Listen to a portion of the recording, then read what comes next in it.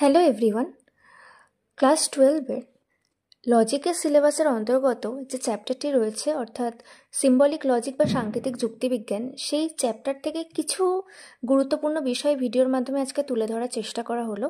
দেখো, এখানে তোমরা দেখতে পাবে এখানে রয়েছে সাংকেতিক যুক্তিবিজ্ঞান বলতে কী বোঝায় তার কিছুটা বর্ণনা, প্রতীক কী, শাব্দিক প্রতীক কী, এছাড়াও রয়েছে দেখো অশাব্দিক প্রতীক কী, প্রতীক বা সংকেতের গুরুত্ব কী।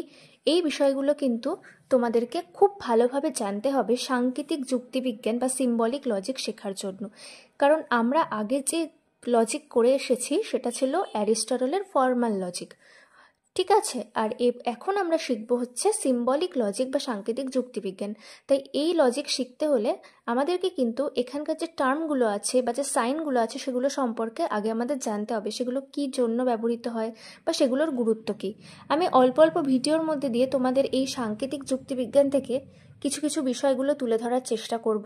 তোমরা যদি এর উপর ডিটেল কোনো ভিডিও চাও অবশ্যই কমেন্ট বক্সে জানাবে।